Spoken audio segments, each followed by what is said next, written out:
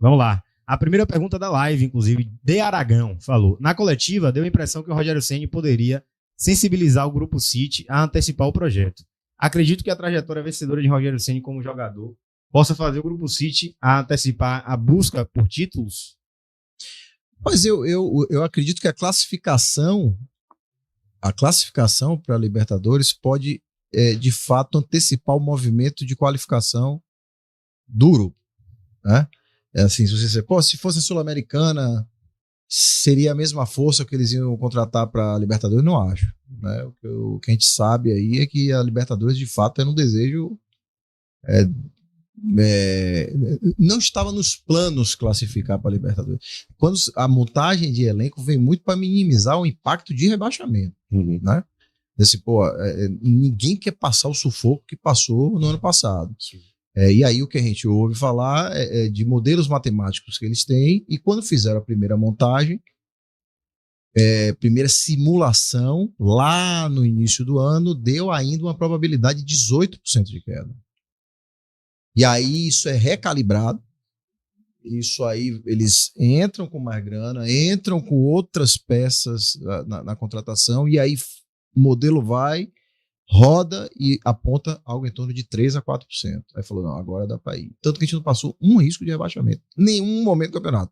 A pior colocação foi a que a gente terminou. Oitavo. Não teve nenhuma classificação. 43, 40. Vocês terminaram o primeiro turno com quantos pontos? Não, 31. 31, né? Primeiro turno muito bom. Exatamente, 31. E aí, a sensação que fica muito, né? Claro, né? A gente fica com gosto amargo do segundo turno. Mas aí, veja como as coisas são em termos de perspectiva, né? Se a gente faz 22 pontos no primeiro turno e 31 no segundo, acabaria com os mesmos 53. Tava todo mundo aqui dizendo, tá vendo aí, cara? Esse é o time, pô. Você vai reforçar pontualmente 2, 3 peças, tal. Não tava nem lembrando dos 22 pontos. Então foi até bom sofrer, né? Não, nunca é bom, né? O tio Ferreira tá gostoso, mas tá sofrendo. Tá sofrido, mas tá gostoso, né? Mas veja, mas é a mesma coisa? Claro que não. Se a gente faz o primeiro turno de 31 e termina com 22, você gera desconfiança. Sim. Você traz fragilidade para o elenco, traz fragilidade para a própria proposta de trabalho do treinador, né? O treinador começa a ser questionado. E aí, velho, é isso. Note, os mesmos caras que nos deram 31 pontos, os caras que deram 22. Então, quem é que presta e quem é que não presta? O cara de 31 não presta? Será que a gente não fugiu demais em física tem um troço chamado regressão à média, né? Às vezes você tem um evento muito descolado do que é, ele tende a regredir a média logo depois. Então, será que os 31 nossos não estavam descolados? Será que os 22 nossos também não estavam descolados? Não era para ter feito uma campanha de 22 pontos, pô. Não é para ter sequência de 7 jogos sem ganhar. Agora, cara, tem tanta variável que a gente aqui nessa camada, lembra aquele chart que de vez em quando não? Aquele infográfico de um iceberg que você só enxerga aqui o que está em cima, né? E, bicho, tem tanta camada aqui abaixo que a gente acha que sabe, pega uma informaçãozinha ou outra, tá ali olhando, mas cara, tem tanta camada que, enfim, é difícil pra gente fazer o juízo. Acho que é aquele ditado, né? Errar humano, persistir é burrice. Acho que o Rogério Ceni tem que aprender com os erros dele. Pronto, velho. E focar isso no ano que vem, né? Agora, pra ser justo com o próprio Rogério, como um cara que questionou muito ele ao longo do segundo turno, você falou sobre isso de chegar aos novos treinadores, né? Eu acho que Rogério, depois de 8 anos como treinador de futebol, ele chega agora numa realidade dentre os novos consolidados. Sim. Ganha título brasileiro pelo Flamengo, consegue reestruturar o Fortaleza, consegue levar o que fica, o que está registrado, consegue levar o Bahia para a Libertadores depois de 35 anos. Então acho que ele encabeça esses caras aí que surgem de uma nova geração, mas começam a se estabelecer. E eu espero de coração, porque o discurso de Rogério, quando acaba o campeonato, a gente pensando que ele ia afagar todo mundo, o que a gente fez esse ano não garante absolutamente nada do que vai acontecer no ano que vem. Vai começar absolutamente do zero. Isso é massa. Então, assim, vocês têm que entender isso. Isso é massa. E eu acho que é algo que, evidentemente, agrega com a presença dele. E aí, eu até trouxe essa análise aqui antes de acabar o campeonato, tentando analisar com o copo meio cheio. Eu realmente acredito que a ordem das coisas, né, como você citou aqui agora, parar com que eles, de alguma maneira, queiram dar esses passos um pouco mais à frente do que eles projetavam, né? Porque eles entenderam um pouco do que é a pressão do torcedor do Bahia e de como é a cultura do futebol brasileiro. Perfeito. O Bahia, você já falou isso aqui em algumas oportunidades e tal, e eu acabei deixando rolar. Mas o objetivo, quando começou o campeonato, não era ir para a Libertadores, né? O próprio Ferran chegou a externar isso, dizendo que o objetivo era não brigar para não cair, ter um campeonato estável. E aí, enfim, muita coisa aconteceu, e ele acabou cumprindo o objetivo, mas chegou no final de campeonato com a torcida meio que extasiada, assim, né? A gente cumpriu o objetivo, mas tem muita gente puta aí. Eu tava conversando com o Dadá, e o Dadá tava falando isso, e falou, velho, eu tô tentando entender meus sentimentos. Porque eu terminei o campeonato chateado. Um abraço da Arena. E muita gente tá assim. Abraço, Dadá. E muita gente tá assim. Tá muito chateado. Porque, sabe? Claro. Mas ao mesmo tempo, nessa confusão de sentimentos que ele tá citando, que também me pega um pouco, é uma Libertadores depois de 36 anos. Sim, cara, sim. Então, assim, é uma Libertadores depois de 36 anos com uma pressão grande que vai fazer com que eles, eu acredito, se movimentem de maneira mais robusta. Então, tomara que isso se concretize realmente, que a gente veja um time mais forte já antes da pré-Libertadores, trazendo mais segurança para o torcedor. Eu tô contigo, assim. Eu acho que esse é um sentimento também que a tendência é que aumente o investimento, porque, de novo, Bahia deve fechar esse ano, sei lá, entre 250, 260 milhões, 260 a 300 milhões de receita. Certo? Cara, 260, 300 milhões não fecha a nossa conta. Sim. Não fecha a nossa conta. Então a gente precisa ser mais competitivo. Note, o fato de a gente ter terminado em 8º lugar, a gente ganhou 31 milhões de reais de premiação de Brasileirão, que é cota de TV, né? Sim. Então, pela lá, posição, 3 né? milhões, Exatamente. Então, é fundamental ir bem, performar bem. Fundamental ir para a fase de grupos também da Libertadores, avançar, porque a Conmebol começou a pagar muito bem na Libertadores. De alguns anos para cá. Esse é um movimento.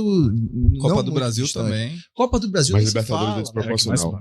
Só a nível de informação, por jogo, são $500 mil da fase de grupos. Isso dá 3 milhões de reais, mais ou menos. Não, e aí quando vai chegando às fases finais. Por vitória, na fase de grupo, além dos $500 mil, tem $330 mil, que é quase 2 milhões de reais. Então, cada vitória na fase de grupos são 5 milhões de reais. Com o dólar do jeito que tá. Na Libertadores da América. Caso o Bahia, que sai da pré para a Libertadores, ele já ganha um benefício em estar na fase de grupos? É isso que ganha.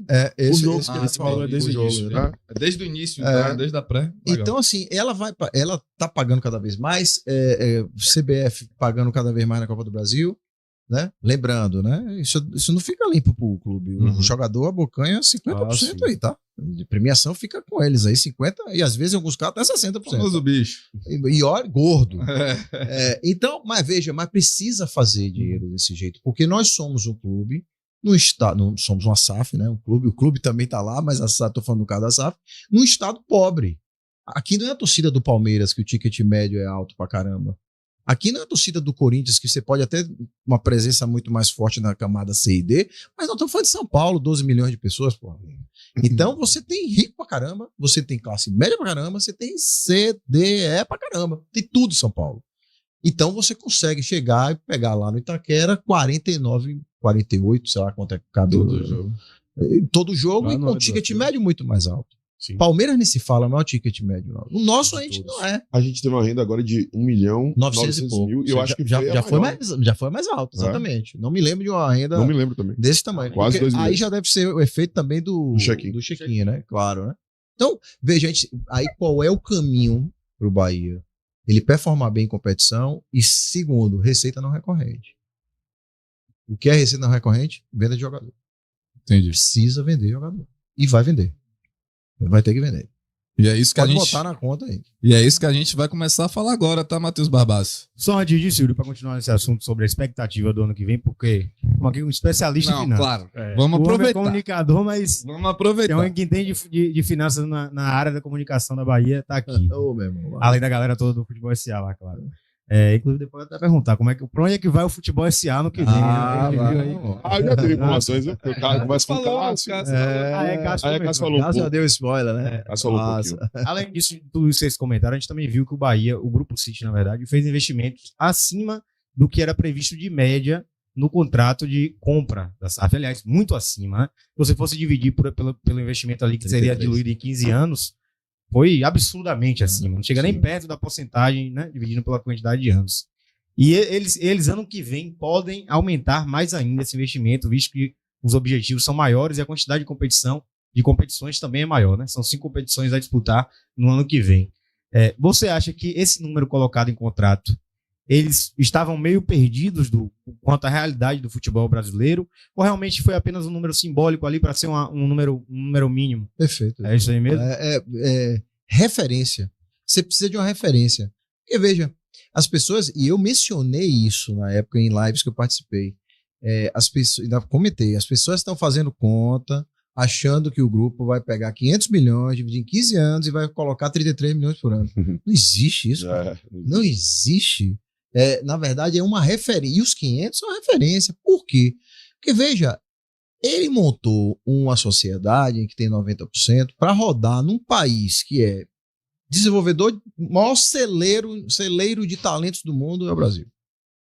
Um nível de futebol competitivo pra caramba. Você pode até dizer, porra, ele subestimou na largada o nível de competição do país. Eu até acho, pode ser, pô, talvez os caras achassem que fosse um pouco, que dava pra montar um time pra ser mais competitivo no ano zero e que não foi o que se confirmou, né? Aí eu até acho que os caras podem ter sido surpreendidos, porque, cara, só pra lembrar, o Atlético Mineiro foi campeão um dia desse. 21. E de 21 e se salvou na última rodada. O Atlético Paranaense foi campeão de Copa do Brasil nos últimos anos, de Sula, Pegou o final de e Libertadores. caiu. Fluminense se salvou domingo e foi campeão da Libertadores no ano passado. Cara, esse é o país que não aceita desaforo. O Campeonato Brasileiro, fora Flamengo e Palmeiras, eu acho que ninguém pode chegar e dizer, cara, vou dar uma banana pra isso aí, não vai dar. Então, porque é muito competitivo. Então, os 500, só voltando, isso é uma referência. Isso vai passar, mas vai passar muito. E aí eu digo mais, se eu sou o grupo, eu aproveito uma libra esterlina do jeito que está valorizada e turbino agora. Sabe por quê? Porque o lobby por fair play financeiro será cada vez maior. Por causa das SAF. Pelas razões erradas. Pelos motivos errados. Porque ao invés de se falar de fair play financeiro para você reduzir dívida de clube irresponsável, que fica contratando o jogador e a gente tomando 3-0 dos caras lá, com 2,4 bi de dívida. Vendo o time que eles devem cair. 2,4 bi. E esticou e deu uma arrancada de 9 jogos sem perder. 9 jogos ganhando tudo. Esse rapaz aqui é muito necessário, velho. Obrigado por falar. Mas é isso, Dudu. Obrigado. Isso aqui tava Mas é sobre preso. isso, entendeu, velho? Porque a gente vai disputar, tá aí Fábio Mota, Sim. fazendo das tripas coração para pagar todo mês em dia. Aí tem que enfrentar um Corinthians. Não existe isso. Tá aí o Bahia Muito errado, com 0 de dívida. 0. Dívida liquidada, bundinha de neném, limpinha, tudo certinho. Chega lá, pau dos caras que estão devendo 2,4, que vão entrar na recuperação extrajudicial agora. Então, quer dizer... Um dia antes o presidente podendo ser impeachmentado. Pois é. O Corinthians foi um absurdo. E com aquela coisa de que o dinheiro da Bet foi para um, foi para outro, inclusive um grande amigo meu, Maurício Ferraz, repórter do Fantástico, ele fez essa reportagem da Globo, se você botar no YouTube aí, tá lá, pode assistir a reportagem. Uma mulher que não tinha nem comida em casa no contrato de uma das empresas que passou o dinheiro da Bet lá do Corinthians. Quer dizer, velho, é um caso de polícia. E a gente tá disputando o mesmo campeonato que os caras, velho. E a galera pediu impeachment, a torcida foi lá. Total. Então, quer dizer, aí vão fazer lobby, sabe por quê? Porque o Botafogo ganhou. O Botafogo ganhou o Brasileiro. O Botafogo ganhou agora Libertadores.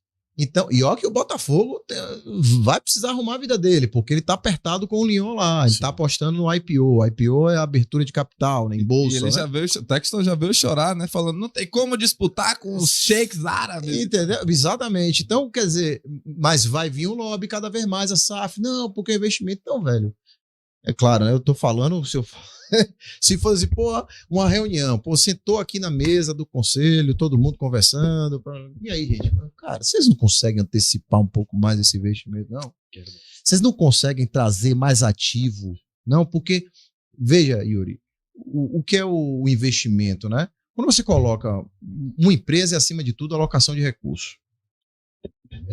Você tem um tripé que você sustenta as empresas. Processos, recursos e pessoas. Toda empresa é sustentável por esse tripé. Um clube de futebol nada mais é do que isso. Então o Bahia tem uma equipe gigante. Você viu a foto aí que saiu? Gente com uma... Você viu quantas pessoas ali, velho? Pô, é um monte de gente ali. Recursos tecnológicos, então, e grana. E quando um clube de futebol, na hora que você investe, em algum momento esse ativo precisa gerar. Então, aí você me pergunta, porra, não ficou faltando gente? Aí é minha percepção, não é informação. Minha percepção é que a oportunidade Lúcio tinha que vir, porque essa é para ser uma puta de uma venda daqui a, sei lá, 2 anos, 3 anos, se ele performar como se imagina. Sim.